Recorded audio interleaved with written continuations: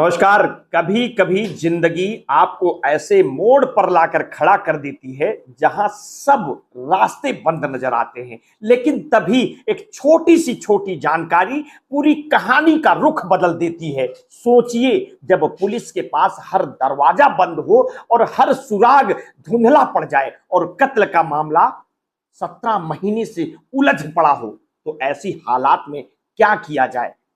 अब जरा सोचिए, अगर ऐसा उलझा केस जो लगभग बंद कर दिया जाता एक किताब की वजह से सुलझ जाए तो क्या होगा।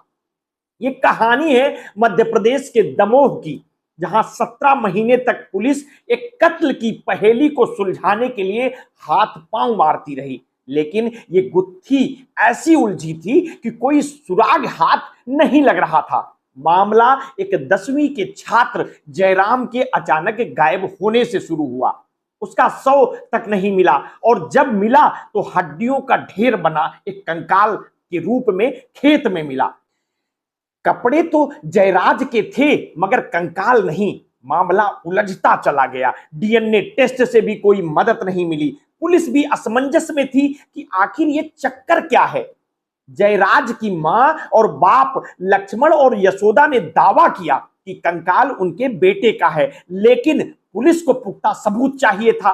पुलिस का एक सिरा पकड़ती तो दूसरा गायब हो जाता और इसी अंधेरे में भटकते हुए एक अमेरिकी किताब की एंट्री होती है जिसने पूरा मामला पलट कर रख दिया। अब ये कोई सामान्य किताब नहीं थी, बल्कि इस किताब में छुपी थी वो जानकारी जो पुलिस को गुत्थी सुलझाने में चाबी देने वाली थी। मई 2023 की बात है। एक मामूली से गांव पथरिया में पुलिस को खेत में दबा हुआ एक नर कंकाल मिलता है। कंकाल के पास जयराज के कपड़े मिलते हैं, वही कपड़े जिनमें वो लापता हुआ था। और जब जयराज के माता पिता ने कपड़ों से अपने बेटे की पहचान कर ली तो पुलिस ने कंकाल को कस्टडी में ले लिया। लेकिन उसके बाद भी जो हुआ उसने सबको हैरत में डाल दिया।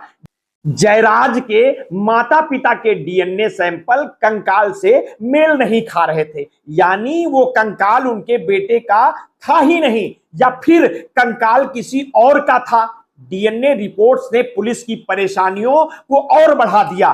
पहले सागर एफएसएल और फिर चंडीगढ़ एफएसएल दोनों ही जगहों से नकारात्मक रिपोर्ट आई। सवाल अब भी वही था, जयराज का कंकाल कहां है, और अगर ये जयराज का है तो डीएनए क्यों नहीं मिल रहा है। यहां से मामला और दिलचस्प हो जाता है।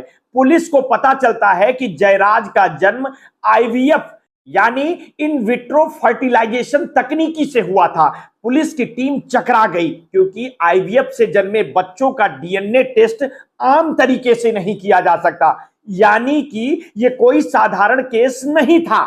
एक ऐसा मामला जो विज्ञान ने अनछुए पहलुओं को छू रहा था। जब पुलिस ने जयराज के जन्म की तकनीकी की जांच की तो जांच का जाल और उलझता चला गया।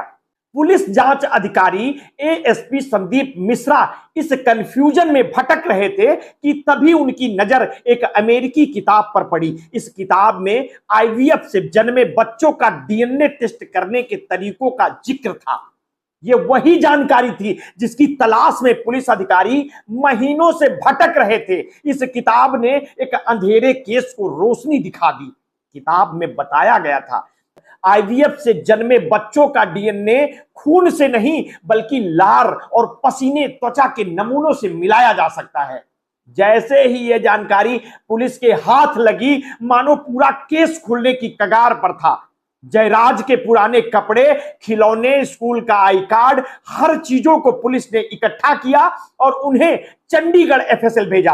और आखिरकार डीएनए टेस्ट से यह साबित हो गया कि कंकाल जयराज का ही था। अब तक तो मामला आधा सुलझ चुका था। असली सवाल यह था कि आखिर कौन था जयराज का कातिल। लक्ष्मण पटेल ने शुरुआत से ही अपने सौतेले भाई दशरथ के बेटे मानवेंद्र पर शक जताया था। गांव वालों ने भी आखिरी बार जयराज को मानवेंद्र के साथ ही देखा था, पर पुलिस के पास सबूत नहीं थे जिससे मामला साबित हो सके। मानवेंद्र को जब पुलिस हिरासत में लिया गया और उससे सख्ती से पूछताछ की गई तो सारा सच सामने आ गया। मानवेंद्र ने कबूल किया कि उसने जयराज की हत्या की थी। उसने बताया कि 28 मार्च को उसने जयराज को मोटरसाइकिल सिखाने के बहाने खेत में बुलाया और वहां उसकी गला दबाकर हत्या कर दी। उसने लाश को खेत में दबा दिया था, जहां से पुलिस ने बाद में कंकाल बरामद किया। अब सवाल यह था कि आखिर क्यों मानवेंद्र ने जयराज की हत्या की। इसका कारण चौंकाने वाला था, संपत्ति का लालच। लक्ष्मण पटेल के पास 100 एकड़ की खेती और दमोह में करोड़ों की प्रॉपर्टी थी। जब जयराज का जन्म आईवीएफ से हुआ तो मानवेंद्र के मंसूबों पर पानी फिर गया। वह सोचता था कि जयराज के होते हुए उसे संपत्ति में कोई हिस्सा नहीं मिलेगा, इसलिए उसने जयराज को रास्ते से हटाने का षड्यंत्र रचा। और जब यह पूरा खुलासा हुआ तो जयराज के माता पिता के दिल को एक सुकून मिला, लेकिन साथ ही 17 महीनों का लंबा इंतजार भी खत्म हुआ। कोर्ट के आदेश के बाद पुलिस ने जयराज का कंकाल उसके माता पिता को सौंप दिया और 12 मई 2024 को उसका अंतिम संस्कार कर दिया गया। यह केस सिर्फ एक ब्लाइंड मर्डर का नहीं बल्कि एक ऐसी लड़ाई का है जिसमें विज्ञान, धैर्य और सही जानकारी का एक अहम रोल रहा। कहते हैं कि किताबें इंसान की सबसे अच्छी दोस्त होती हैं। दमोह पुलिस के इस केस ने इस बात को सच साबित कर दिखाया। यह कहानी एक किताब की जिसने 17 महीनों से उलझी गुत्थी को सुलझाया और एक मासूम को न्याय दिलाया। आप इस खबर को लेकर क्या सोचते हैं?